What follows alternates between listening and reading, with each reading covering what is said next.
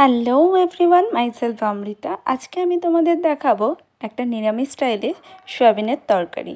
তো প্রথমেই আমি সয়াবিনগুলোকে ভিজিয়ে নিয়েছি, তারপরে লাগবে এখানে কিছুটা পরিমাণে আদাটা একটু বেশি পরিমাণে লাগবে, কারণ তরকারিটা আদা আর টক দই আর টমেটো দিয়েই বেশিরভাগটা হবে।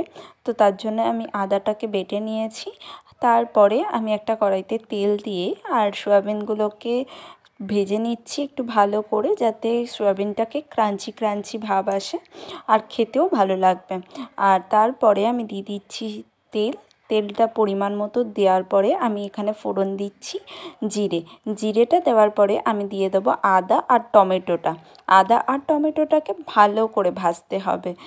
টমেটোটা নরম হয়ে গেলে একে একে আমি এর মধ্যে মশলাগুলো দিয়ে দেবো। হলুদ গুঁড়ো, জিরে গুঁড়ো, লঙ্কা গুঁড়ো দিয়ে আর নুন দিয়ে ভালো করে কষাবো। কষে আসার পরে আমি এইটা তেল ছেড়ে দিলে তারপরে আমি এর মধ্যে অ্যাড করব কিছুটা পরিমাণে টক দইটা দিয়েও আমি খুব ভালো পরিমাণে এটাকে ভাজবো। ভাজা হয়ে গেলে তেলটা যখন ছেড়ে দেবে তখন আমি এটাকে একটুখানি ঢাকা দিয়ে রাখবো, যাতে এটা আরও ভালোভাবে তরকারিটা কষা হয়ে যায়।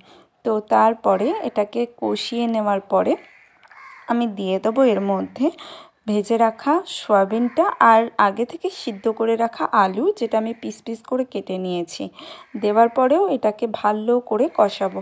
এই রান্নাটার এই কষানোটাই মেন। যত ভালোভাবে কষানো হবে তত ভালো এর টেস্টটা হবে।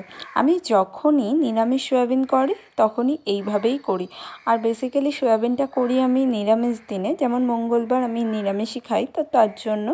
তো তারপরে কষানো হয়ে গেলে খুন্তি দেওয়া জলটা দেবো আর হালকা পরিমাণে জলটা দেবো। আমি খুন্তি দেওয়ার জলটা দিই কারণ এতে নাকি টেস্ট বাড়ে। তারপরেই একটু ঘি দিয়ে নামিয়ে নেবো, ব্যাস।